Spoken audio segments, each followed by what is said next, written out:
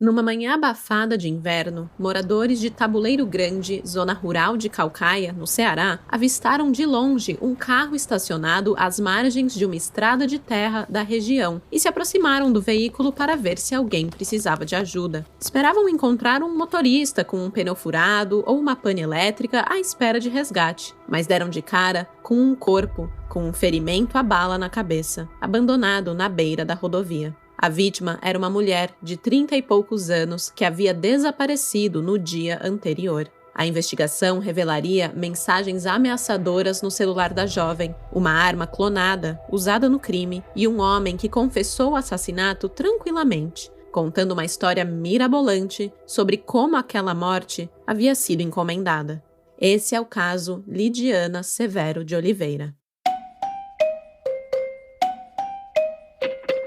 Alô, olá, alô, vai tudo bem? Bem-vindos ao Café com Crime, o podcast onde você pode ser o aficionado por crimes reais que você é, sem julgamentos. Eu sou a Esté Zorubi, ou Dona Café, como preferir, e hoje vamos falar de um caso bastante inusitado, lá de Caucaia, Ceará. Uma morte por encomenda. Mas eu não quero falar muito para não dar spoiler, então fique até o final para descobrir os detalhes dessa história e cada reviravolta que vai ter, pois esse não é um caso nem um pouco comum.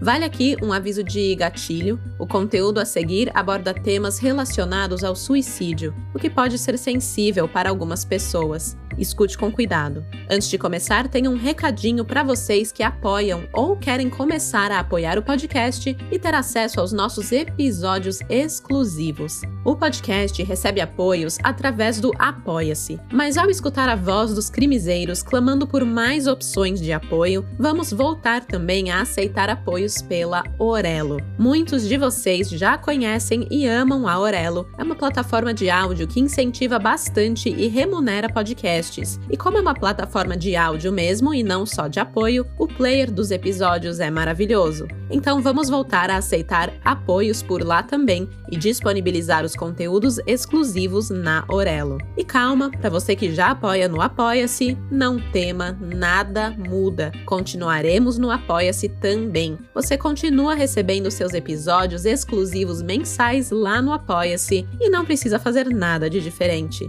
Só se você quiser mesmo migrar para a Orelo, aí fica a seu critério. Continuamos no Apoia-se, mas agora quem quer a opção de apoiar pela Orelo, que também tem essa preferência pelo player deles, você pode apoiar por lá. Eu vou deixar o link para você poder apoiar na Orelo ou no Apoia-se na descrição desse episódio. Você escolhe onde você quer ir. E se você tiver qualquer dúvida em relação aos apoios, é só mandar um e-mail para mim no cafécomcrime@gmail.com. Super obrigada a todos que apoiam. Saibam que vocês fazem esse podcast ser possível. E já que estamos falando de apoiar, se você quer apoiar, mas não tá com grana sobrando agora nesse fim de ano, saiba que ao seguir e ativar as notificações do Café com Crime aí na plataforma de áudio onde você está escutando, você já está dando um apoio bem bacana para nós. Deixar a sua avaliação também ajuda muito a Dona Café e a equipe a continuar crescendo e trazendo cada vez mais histórias aqui para vocês. Cada avaliação, cada curtida faz a diferença. Ok, e último aviso para entrar nessa história: saiba que esse podcast possui sonorização e a melhor forma de ouvi-lo é com fones de ouvido. E com isso,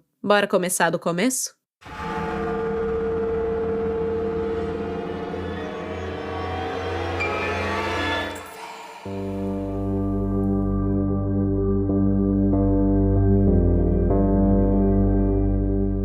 O dia 11 de agosto de 2009 ficou marcado para sempre na vida dos moradores da zona rural da cidade de Caucaia, município da região metropolitana de Fortaleza, no Ceará. Um lugar que carrega em seu DNA o contraste marcante entre suas belezas naturais e a dura realidade social. Conhecida por suas belas praias, dunas douradas e clima de verão que insiste em permanecer em grande parte do ano, a cidade é vista como o refúgio perfeito para quem deseja fugir da agitação das grandes cidades. Apesar do ambiente acolhedor e da fama de tranquilidade que atrai milhares de turistas todos os anos, essa imagem paradisíaca é atravessada por uma sombra difícil de ignorar: a violência urbana. Talvez você já conheça Caucaia de um outro caso que já apareceu aqui no Café com Crime, o caso Mangue 937, que está disponível exclusivamente para apoiadores no Apoia-se e na Aurelo. Neste caso, Caucaia foi palco de um triplo homicídio brutal de 3 mulheres, uma delas envolvida com o tráfico de drogas. A execução das 3 foi gravada e compartilhada na internet, uma ação fatal e de completo desrespeito, mas que levou a polícia à prisão dos culpados. Caucaia já viu muita coisa, muito crime.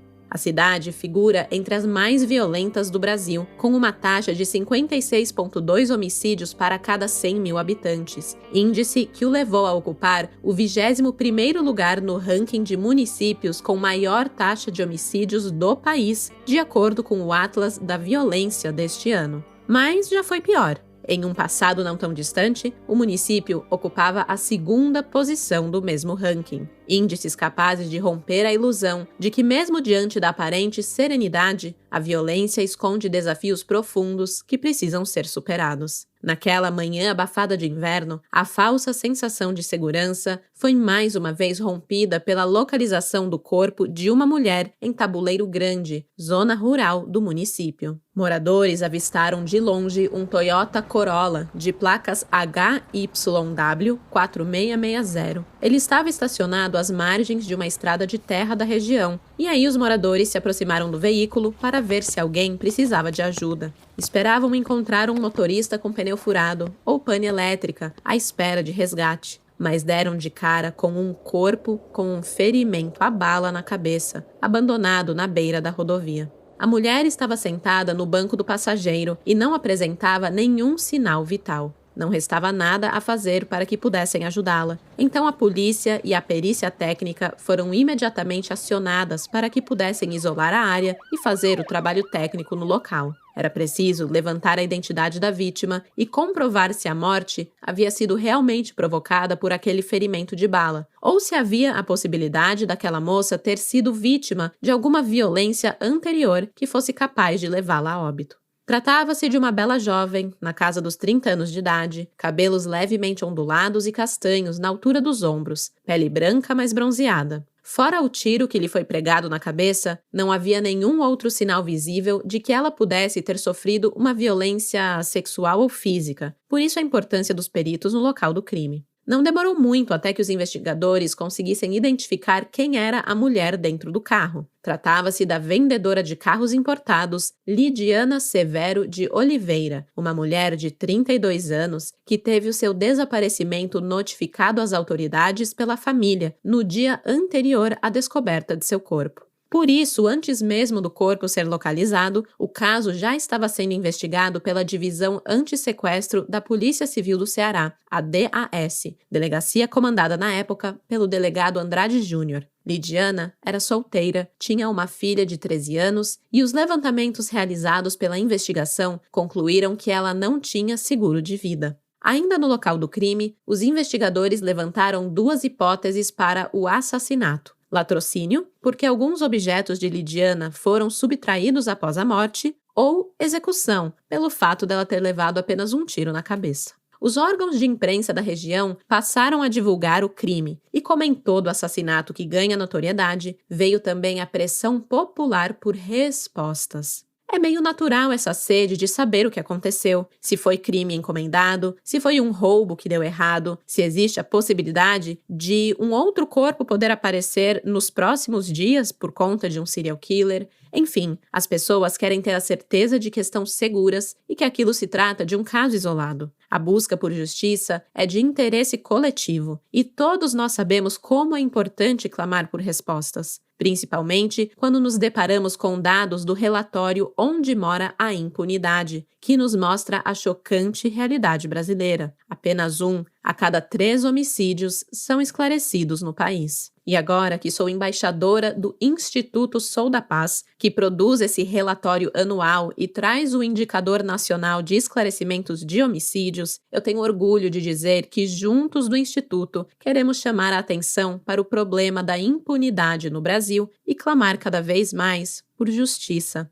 A verdadeira questão, além dessa maioria de crimes que ficam sem respostas para sempre, é o mistério do porquê acontece essa falta de justiça. Por isso, eu convido vocês a acessar o relatório no site do Instituto Sou da Paz e também siga o Instagram, o @instituto.soudapaz, para compartilhar essa mensagem. A gente precisa falar, precisa de voz e você, crimiseiro, pode nos ajudar nesta luta ao compartilhar. A luta pelo esclarecimento de homicídios é nossa e você pode fazer a diferença ao passar a mensagem para frente. Mas voltando ao caso de Lidiana Severo, ainda no dia 11 de agosto, o Serviço de Inteligência da Polícia Militar, liderado pelo Tenente-Coronel Ronaldo Viana, e os agentes da Divisão Antissequestro criaram uma força-tarefa para trabalhar no caso e levar respostas para a família da vítima e para a sociedade. Eram muitas as perguntas e os mistérios em volta daquele cadáver, e a polícia decidiu que trabalharia incansavelmente para dar uma satisfação o mais rápido possível. Eles não deixariam o caso de Lidiana cair nas estatísticas de crimes não solucionados no Brasil.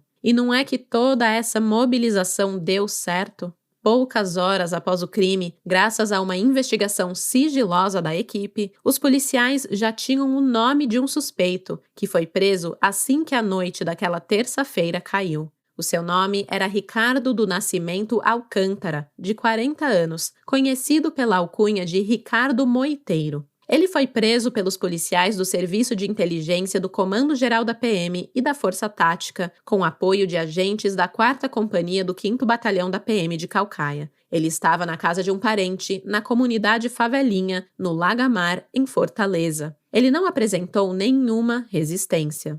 Com Ricardo foram encontrados a arma do crime, dinheiro e o celular de Lidiana. Também foram encontrados em seu poder outros objetos da vítima, um notebook, um relógio, um colar, um par de brincos e anéis. Assim que chegou à sede da DAS, Ricardo Moiteiro foi imediatamente conduzido à sala do delegado Andrade Júnior para ter seu depoimento tomado, na esperança de que ele pudesse esclarecer o assassinato da vendedora. E assim o fez. Sim, facinho assim, Ricardo confessou e, aparentemente tranquilo, assumiu sua responsabilidade no homicídio logo de cara. Porém, a sua versão era no mínimo estranha e difícil de engolir. Deixou mais perguntas do que respostas na mente dos investigadores. Ricardo disse que foi contratado para pagar Lidiana e que o serviço havia sido pago pela própria vítima.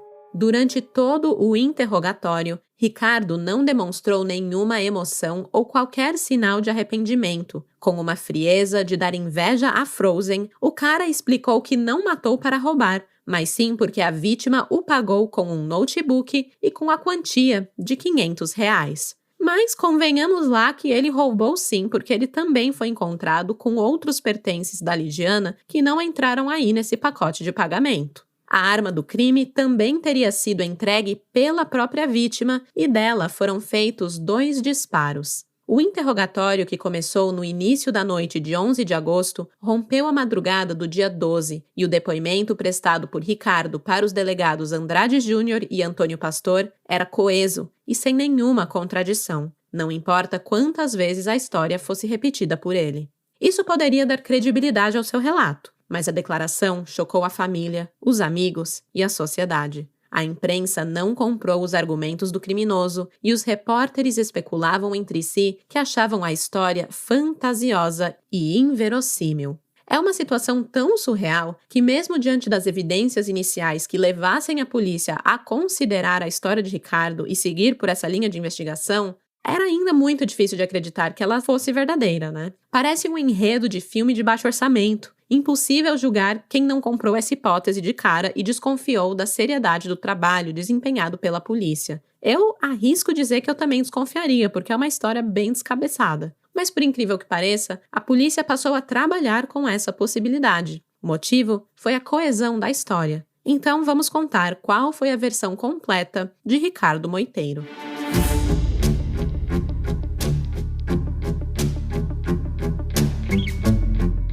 O Diário do Nordeste, do dia 12 de agosto, estampou como manchete a seguinte frase: "Acusado revela detalhes do crime". e deu ali espaço para que o assassino confesso de Lidiana pudesse explicar os motivos que o levaram a aceitar o serviço proposto pela vendedora de automóveis. Ricardo Moiteiro contou que estava desempregado e tentando ganhar a vida fazendo bicos, ora como flanelinha, ora como pedreiro. Por volta das 11 horas da manhã do dia 10 de agosto de 2009, ele estava em companhia de alguns vendedores ambulantes no cruzamento das ruas Raul Barbosa e Murilo Borges, no bairro Aerolândia. Ficava ali na periferia de Fortaleza, localizado a 10 minutos do Aeroporto Internacional Pinto Martins. Foi então que Lidiana estacionou o seu Toyota Corolla, chamou todas aquelas pessoas que estavam ali e, sem rodeios, explicou que estava contratando alguém para matá-la e se poderia contar com os serviços de alguém disposto a executar aquele bico. A princípio, ninguém acreditou no que estava ouvindo.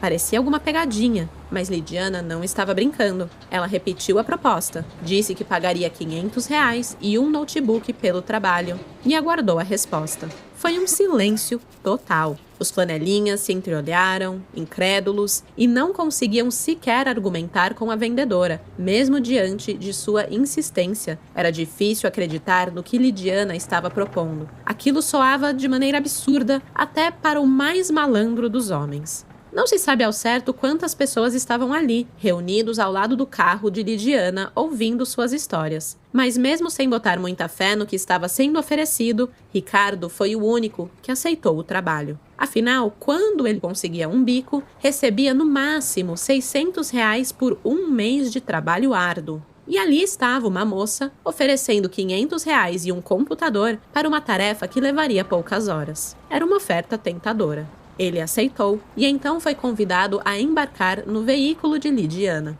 Ricardo deu a volta no carro, entrou pela porta do passageiro e seguiu com a vítima para sua casa na praia de Taíba, em São Gonçalo do Amarante, município localizado a 70 quilômetros da capital, Fortaleza. A viagem durou aproximadamente 1 hora e, durante o caminho, Ricardo e Lidiana conversaram sobre o serviço a ser executado. Ele queria ter certeza de que a vendedora daria seguimento à proposta. Afinal, ele estava sem trabalho e o dinheiro seria muito bem-vindo para dar conta das despesas do mês. Assim que chegaram à casa de praia da vítima, os dois foram recebidos pela funcionária de Lidiana, que confirmou posteriormente à polícia que Lidiana e Ricardo pararam em um mercadinho próximo para comprar cerveja. O flanelinha Fit Pedreiro comprou fiado e, com a anuência de Lidiana, deixou a compra anotada em sua conta. Sem desconfiar do que o destino reservava para a cliente, o dono do lugar aceitou a venda naquelas condições, no fiado, e os dois voltaram para casa, onde almoçaram, beberam a cerveja e conversaram sobre a vida. Lidiana contou que era mãe solo de uma adolescente de 13 anos, mas confessou que, apesar de amá-la imensamente, estava cansada de viver, motivo pelo qual ela procurou alguém que pudesse tirar a sua própria vida. Com tudo planejado, Lidiana entregou ao Ricardo uma camiseta limpa para que ele pudesse se trocar caso a peça que ele estava vestindo ficasse suja com o seu sangue durante a execução do crime. Até nesse pequeno detalhe ela pensou. Ainda em companhia de Ricardo, Lidiana ligou para sua irmã para pedir que cuidasse da sua filha. Eu não encontrei nas pesquisas nenhuma entrevista da irmã de Lidiana confirmando se recebeu ou não essa ligação com esse pedido tão inusitado. Ainda em preparação para sua morte, Lidiana também escreveu um bilhete explicando seus motivos para contratar o Ricardo para o serviço de execução. Era uma tentativa meio que de inocentá-lo caso ele fosse descoberto pelas autoridades. Mas, sabendo da gravidade de seus atos, o Ricardo disse que queimou aquela carta para não permanecer provas que o ligassem diretamente ao crime. Durante a refeição, o assassino disse que bebeu entre 4 e 5 garrafas de cerveja e que durante o bate-papo com Lidiana tentou fazer com que ela mudasse de ideia, mas não obteve sucesso. No final da tarde, Lidiana o chamou para ir embora e os dois retornaram da praia da Taíba, seguindo em direção à cidade de Caucaia, que fica a apenas 15 minutos de Fortaleza.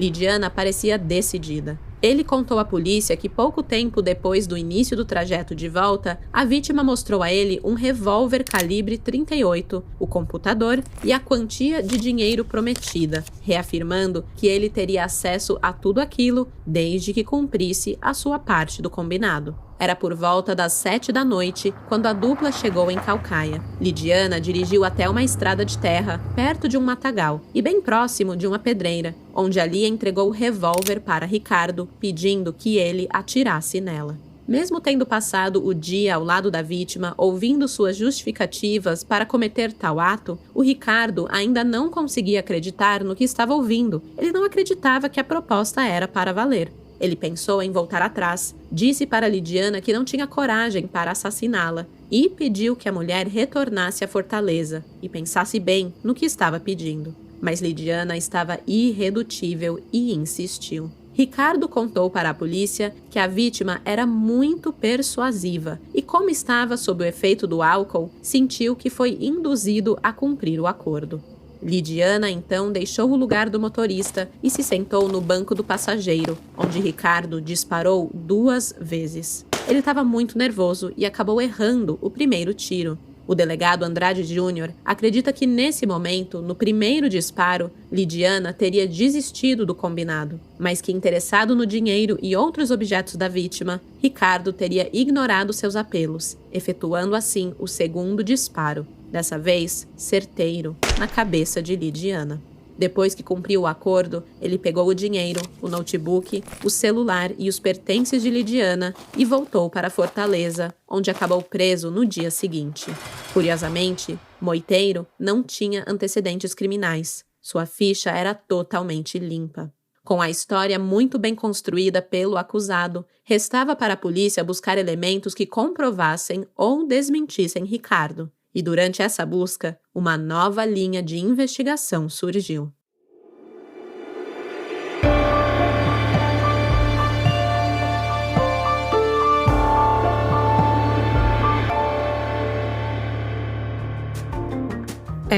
É tenso. Ainda tem muita história pela frente, mas vamos dar uma pausa, tomar um gole de café e falar de coisa boa. Quem aqui é fã das festas de fim de ano? Eu sou a maior festeira, eu já tô com a árvore de Natal decorada aqui em casa desde novembro.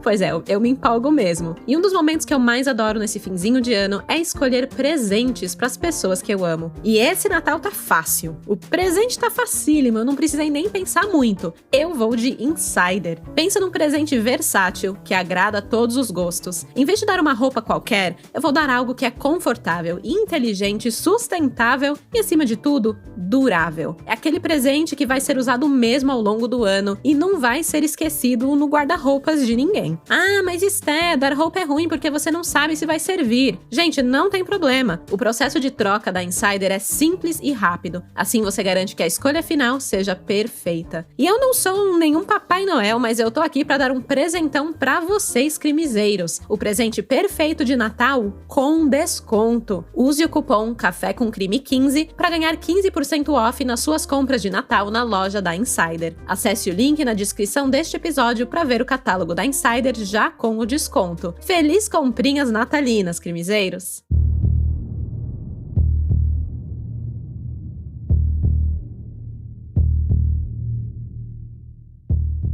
Não sabemos se influenciados por altas doses de café bem forte, ao contrário de diversos outros casos que já abordamos por aqui, as investigações do caso de Lidiana foram acontecendo assim em tempo recorde. Estavam cafeinados mesmo. O Ricardo foi preso, confessou o assassinato no mesmo dia que o corpo foi encontrado, e assim que os objetos pessoais da vítima foram recuperados, o seu celular foi imediatamente submetido a uma perícia que revelou aí uma nova possibilidade para a morte de Lidiana. A questão é que Lidiana estava recebendo mensagens ameaçadoras e no dia que foi morta por Moiteiro, recebeu pelo menos 3 delas em seu aparelho. O nível dos textos era baixo. Em um deles, "Vou te pegar onde você estiver" surpreendeu as equipes de investigação. Mas não parou por aí. Em outros SMS, foram encontradas as seguintes mensagens: "Você vai me pagar.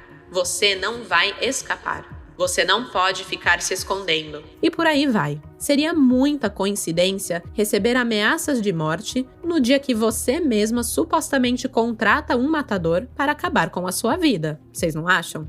A situação era confusa e os investigadores estavam com um nó difícil de desatar. Foi pedido então a quebra do sigilo telefônico de Lidiana e ficou comprovado que o autor daquelas mensagens era um homem chamado Jorge Nascimento. A investigação levantou que Lidiana havia contraído uma dívida com Jorge e que estava com muitas dificuldades em honrar os seus compromissos, o que acabou despertando a fúria do credor. Ela chegou a prometer datas de pagamento e a passar cheques sem fundo. Depois confessou que não tinha dinheiro para pagá-lo, o que incentivou o ataque de fúria de Jorge e o envio daquelas mensagens ameaçadoras. Essa era uma linha de investigação bastante plausível. Havia motivação para que o autor das mensagens contratasse Ricardo Moiteiro com a intenção de que ele executasse a Lidiana. Mas apesar de ter, sim, enviado mensagens pesadas, que fizeram com que a polícia o colocasse no radar e revirasse a sua vida, não foi possível comprovar a ligação de Jorge Nascimento com o assassinato, até mesmo pela dinâmica do crime e da polícia ter conseguido imagens das câmeras de monitoramento que flagraram a própria Lidiana pegando Ricardo no aeródromo.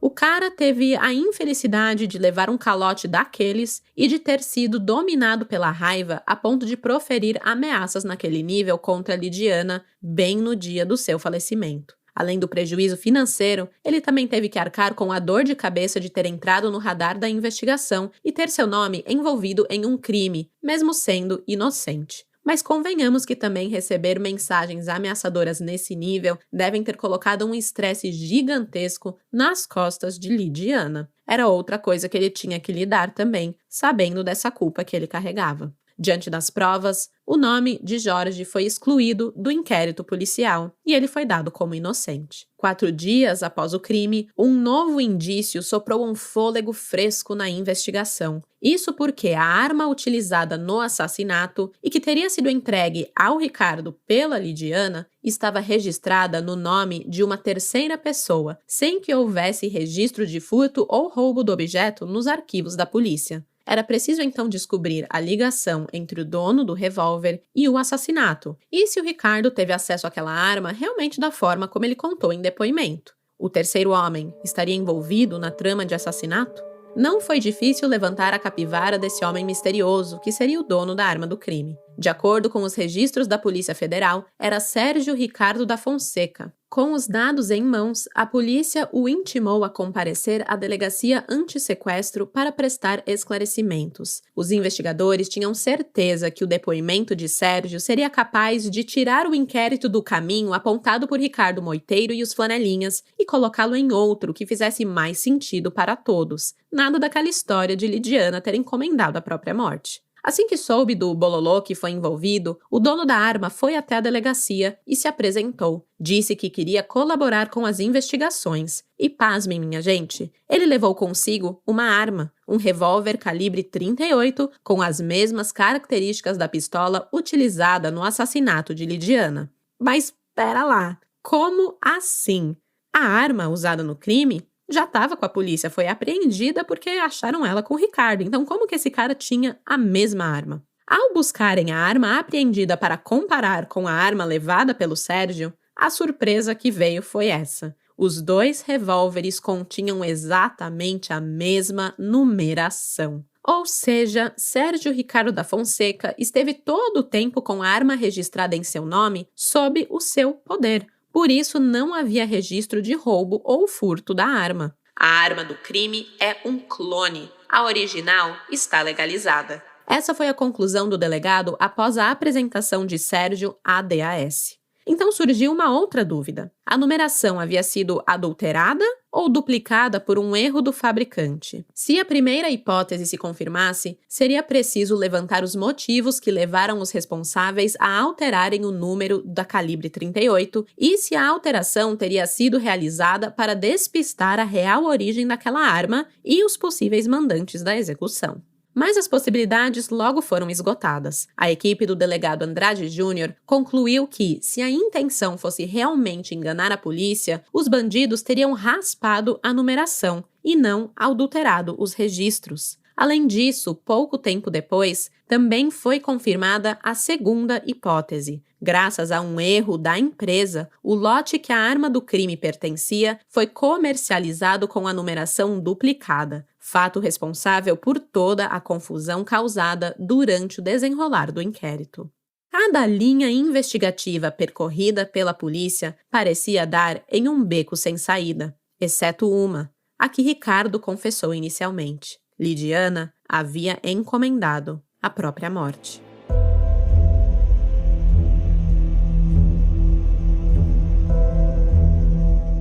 Para confirmar de uma vez por todas a versão de Ricardo Moiteiro, que parecia surreal a todos, uma equipe da Delegacia Antissequestro foi destacada para percorrer as cidades de Caucaia e Fortaleza na tentativa de localizar testemunhas, que, segundo o acusado, teriam presenciado a negociação dele com Lidiana no dia 10 de agosto de 2009.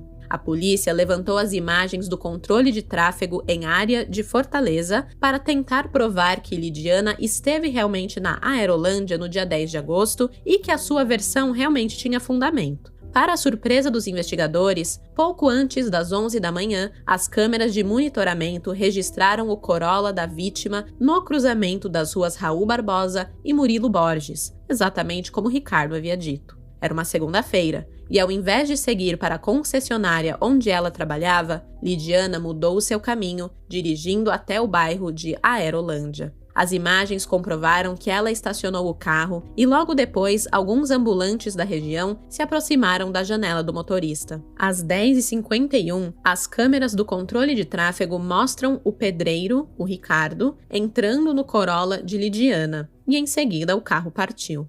Um dos flanelinhas que aparecem nas imagens foi identificado como José Uerdes. Ele foi localizado e levado à divisão antissequestro para prestar esclarecimentos aos delegados. Em seu depoimento, tomado logo após a prisão de Ricardo, portanto, ele não tinha conhecimento do que o Ricardo já tinha falado para a polícia, tá? Os dois não se comunicaram. O José Uerdes confirmou que a mulher chegou no bairro procurando alguém para matá-la, que todos os flanelinhas que estavam na rua estranharam e se desvencilharam ali naquela proposta, mas que Ricardo disse: "Se você tá querendo, eu vou." Ele viu Ricardo entrar no carro de Lidiana e depois disso, o José só voltou a ter notícias sobre aquela dupla no dia seguinte, quando o corpo de Lidiana foi encontrado na zona rural de Caucaia, e mais tarde ficou sabendo da prisão do colega.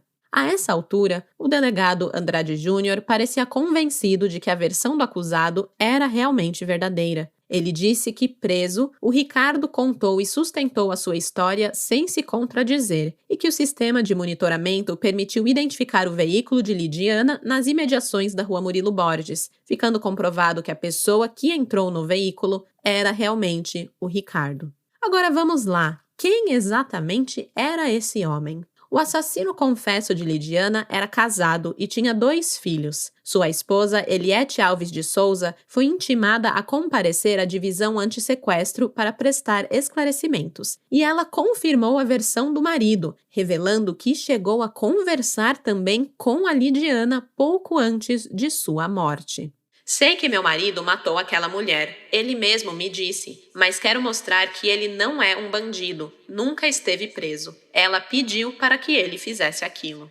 Eliete mostrou em seu próprio celular 2 ligações recebidas na noite do crime, ligações essas recebidas do celular de Lidiana. Na primeira, registrada às 7h27 da noite, Ricardo teria ligado para contar que ia fazer uma coisa errada, mas que não tinha culpa, que estava atendendo ao pedido da pessoa. Em seguida, ele teria passado o telefone para a Lidiana, para que ela mesma pudesse acalmar Eliete, que a essa hora já estava desesperada com essa história do marido cometer um assassinato. A Eliete contou que conversou com Lidiana e que a vendedora garantiu que Ricardo não tinha culpa, pedindo que Eliete acreditasse na sua palavra. Lidiana, antes de desligar, ainda disse outra vez: "Acredite em mim." A segunda ligação foi recebida às 8h39 e dessa vez Ricardo ligou para informar que havia atendido o pedido de Lidiana. O serviço estava finalizado. Depois do segundo contato, Ricardo desligou o celular e só chegou em casa de madrugada em posse dos objetos da vítima. Moiteiro bateu insistentemente na tecla de que só aceitou matar Lidiana porque estava desempregado e que precisava do dinheiro para ajudar no sustento da família.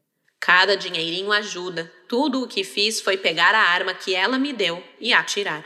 Mais do que ter sido guiado pela ambição, a família do assassino acredita sua atitude a uma possível questão mental. Um parente de Ricardo, que não foi identificado pelas reportagens da época, contou que ele tinha disfunções mentais. A esposa disse que sim, Ricardo tomava remédios psicotrópicos e que este fato, aliado ao consumo do álcool, pode tê-lo influenciado a aceitar aquela absurda proposta de Lidiana. A família da vítima jamais acreditou nessa versão, mas é fato que Ricardo e Lidiana foram vistos juntos por várias pessoas e em várias situações naquele dia, já que passaram o dia juntos e nenhuma testemunha apontou que a vendedora demonstrou medo ou desconforto ao lado do assassino. Pelo contrário, Lidiana parecia à vontade ao lado de seu algoz, tão à vontade que ninguém foi capaz de notar sinais do perigo que se aproximava.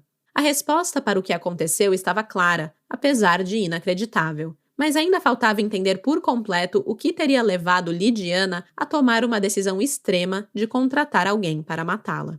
As investigações concluíram que a vítima estava afundada em dívidas e que, além de dever para Jorge, também estava envolvida em um desfalque na concessionária de veículos onde trabalhava como vendedora em Caucaia. E não era qualquer desfalque. Os desvios beiravam os R$200 mil e ela não tinha condições de repor esse dinheiro. Lidiana estava desesperada e teria optado por sua morte para não ter que lidar com a situação em que se meteu. Eram muitas as possibilidades e as consequências que ela precisaria enfrentar para dar conta do dinheiro desviado. Ela seria denunciada? Ela seria acusada criminalmente? Exposta para os amigos, familiares e para sua filha? Como que seria para a filha lidar com todo o problema causado por suas atitudes? O desespero e a sensação de incapacidade teriam sido os gatilhos que a levaram a tomar a decisão de dar um fim à sua vida, mas lhe faltou coragem, o que prova, pelo menos para mim, que Lidiana não tinha vontade de morrer. Ela tinha vontade de se livrar da dor que aqueles problemas estavam lhe causando. Só quem está dentro da situação é quem entende a dor e a bagunça mental que esse tipo de coisa pode causar, a pressão, o estresse. E claro, ela desviou dinheiro, ela tinha erro no cartório. Ao que tudo indica, Lidiana era muito boa em esconder sua situação, tanto que conseguiu desviar R$200 mil. A família dizia que a vendedora era na verdade uma mulher muito feliz, que levava a vida de maneira leve e amava a filha acima de todas as coisas. Eles nunca acreditaram na versão de Ricardo. Para eles, Lidiana seria incapaz de morrer por vontade própria, principalmente porque amava a filha, e não importa se ela deixou a filha aos cuidados da tia, né? Ela nunca seria capaz de largar a filha. A opinião da família, entretanto, acabou sendo desconsiderada após a exaustiva investigação da polícia. Concluíram que Ricardo estava falando a verdade, e sua versão, contada espontaneamente tantas e tantas vezes, foi acatada. O inquérito policial foi concluído 16 dias após o corpo de Lidiana ter sido encontrado na zona rural de Caucaia, e o desempregado Ricardo do Nascimento Alcântara foi indiciado pelo delegado Andrade Júnior por latrocínio, que é roubo seguido de morte. E por que latrocínio se ele não roubou e sim foi dado, aqueles objetos de Lidiana? Bem, o cordão de ouro que Lidiana usava, no pescoço sempre, foi visivelmente quebrado após a sua morte, o que indicaria que ele foi arrancado de seu pescoço pelo criminoso e não entregue pela vítima como forma de pagamento. Mesmo sem antecedentes criminais, Ricardo não conseguiu responder ao processo em liberdade e teve que aguardar o seu julgamento atrás das grades. Foram 2 anos de espera, até que em abril de 2011 ele se sentou no banco dos réus. Ele, que foi inicialmente indiciado por latrocínio, acabou denunciado pelo Ministério Público por homicídio qualificado cometido em troca de recompensa, o que foi caracterizado como motivo torpe. A teoria de que a vítima teria pago para ser morta sob a alegação de que estava endividada e com dificuldades para honrar os compromissos financeiros também foi aceita pelo MP do Ceará. Victor Montenegro foi o advogado que defendeu Ricardo no tribunal, e ele alegou que o seu cliente foi ingênuo e que aceitou cometer o crime por acreditar que, por cumprir uma vontade da vítima, não teria culpa direta por sua morte. Ele avaliou de forma errônea a sua atitude, até porque a própria vítima havia dito a ele que ele não seria o culpado. Existem provas e testemunhas desse fato. Eu já não concordo tanto assim, porque se ele realmente achava que seria inocentado, ele não teria queimado aquele bilhetinho que a Lidiana escreveu dizendo que havia contratado ele. Ele até confessou que queimou aquele bilhete porque achava que era uma prova que o incriminava da morte de Lidiana. Então, para mim, esse é um papinho furado. Essas justificativas também não convenceram o conselho da sentença da Vara Única do Júri de Caucaia. Os jurados levaram em consideração a denúncia defendida pela promotoria e votaram pela condenação de Ricardo, que pegou 17 anos de reclusão em regime fechado pelo assassinato de Lidiana Severo de Oliveira. A pena base estabelecida inicialmente pelo juiz era de 18 anos de prisão, mas o fato de Ricardo ter confessado o crime espontaneamente aos delegados, assim que foi detido pela polícia, foi levado em consideração e o período foi reduzido em 1 ano. Assim que o julgamento acabou, o promotor de justiça Paulo Queiroz disse em entrevista aos veículos de imprensa locais que ficou satisfeito com o resultado do júri e explicou que o fato da vítima ter realizado um pagamento em espécie para que o crime fosse cometido não isenta o assassino de sua culpa. Inicialmente, o crime foi visto como latrocínio, mas com o andar das investigações apresentamos uma denúncia de homicídio, visto que Lidiana pagou para que ele tirasse a sua vida. Ricardo recorreu da sentença em segunda instância e em 2016 teve o seu recurso parcialmente acolhido. A sua pena sofreu uma readequação e foi reduzida em mais 1 ano, caindo para 16 anos em regime fechado por conta de sua confissão espontânea. O assassino confesso de Lidiana permaneceu preso por 10 anos e, em 2019, conquistou o direito de cumprir o restante de sua pena em regime domiciliar, com monitoramento por tornozeleira eletrônica. O crime contra Lidiana completa 16 anos em 2025, quando Ricardo terá cumprido a pena em sua totalidade e voltará a ser um homem livre. Em 2030, 5 anos após pagar a sua dívida com a sociedade, ele retomará o seu status de réu primário e sua condenação não poderá ser usada contra si em caso de reincidência.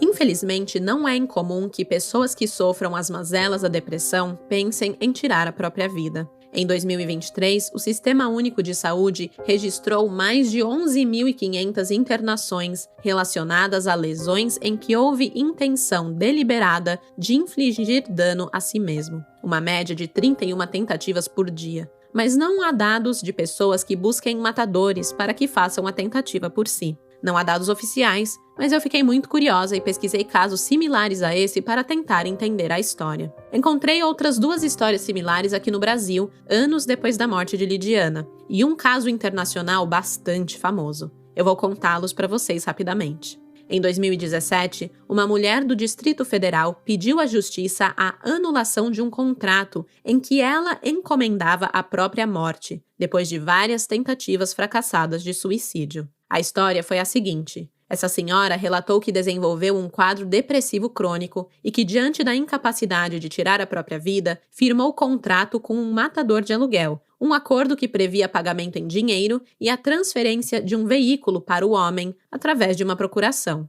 O problema é que ele recebeu o pagamento, mas não concluiu o serviço, deixando inclusive de atender as ligações da mulher, o que a fez procurar a justiça na tentativa de anular o contrato e reaver os seus bens. Mas o juiz rejeitou os argumentos e decidiu que não seria possível validar ou invalidar qualquer termo do documento. Com isso, o seu pedido foi negado e o processo arquivado. A mulher ficou sem dinheiro, mas viva, ainda bem. Em outro caso, que aconteceu em 2015, uma advogada de Penápolis, interior de São Paulo, teria encomendado a própria morte por R$2.000 a 2 jovens, que foram presos e confessaram o crime. Giovana Matias Manzano, de 35 anos, deixou uma carta de despedida para a família, o que levou a polícia a trabalhar com a hipótese de que ela sabia que ia morrer. Se esse caso soa familiar para você, é porque é mesmo. O caso de Giovanna Manzano foi contado aqui no podcast no episódio 11, O Assassino de Aluguel, de Giovanna Manzano. A advogada foi morta por 3 tiros e teve seu carro incendiado em um canavial após encontrar os assassinos no centro da cidade. Foi ela quem escolheu o lugar onde seria assassinada e pediu para que incendiassem o carro, já que ela não queria deixá-lo para ninguém. O assassino confesso de Giovanna disse que foi contratado porque a advogada estava enfrentando problemas particulares, inclusive uma depressão desenvolvida após a separação do esposo. Para mais detalhes deste caso, escute o episódio 11 do Café com Crime. E o último caso, o que mais me chocou na verdade, diz respeito a Angelina Jolie. Sim, a atriz de Hollywood falou recentemente sobre ter contratado um homem para matá-la quando ela tinha apenas 22 anos. A atriz contou durante uma entrevista que estava enfrentando sérios problemas de saúde mental e que pensava constantemente em tirar a própria vida, mas que para tirar o peso dessa atitude das costas de sua família, ela planejou contratar um cara que fizesse parecer um assassinato. E sabe quem a convenceu a mudar de ideia? O próprio assassino de aluguel. Durante as tratativas do negócio, eles acabaram se aproximando e ele pediu para que ela pensasse bem no que queria e que só entrasse em contato com ele 2 meses depois. Foi ele que a fez mudar a perspectiva com relação a si mesma e ela acabou optando pela vida. É uma loucura, né? Mas pelo que vimos, não trata-se de histórias inverossímeis, de histórias incomuns, mas sim de possibilidades reais. Se você está passando por um momento difícil, enfrentando sentimentos de profunda tristeza, ansiedade e pensamentos suicidas, lembre-se de que você não está sozinho. Olhe para o lado, busque a ajuda de amigos, de familiares e de profissionais especializados. Atualmente, é possível buscar atendimento psicológico gratuito através do Sistema Único de Saúde por meio da Rede de Atenção Psicossocial. Mas também há psicólogos e terapeutas que trabalham separando alguns horários em sua agenda para atendimento social, oferecendo um atendimento clínico, psicológico de baixo custo para quem não tem condições financeiras de arcar com atendimento clínico particular. Conversar sobre o que você sente é o primeiro passo para encontrar o apoio que você precisa. Ainda assim, em casos de emergência, você pode discar 188 e conversar com os voluntários do Centro da Valorização da Vida, o CVV, que é um serviço que está disponível 7 dias por semana, 24 horas por dia, e é totalmente gratuito. Sua vida é valiosa. Não hesite em pedir ajuda. E esse foi o caso Lidiana Severo de Oliveira, a mulher que encomendou a própria morte.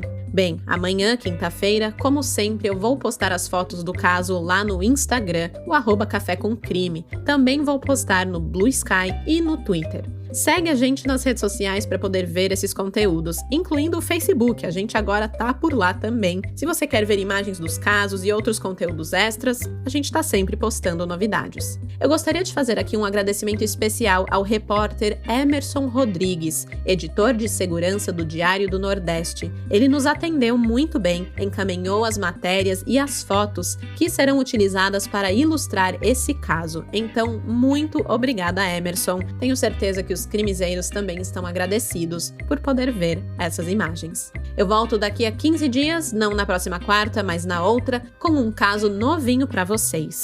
E até lá, não aceitem R$500 de estranhos, pois de desgraça já basta esse podcast. Tchau, tchau!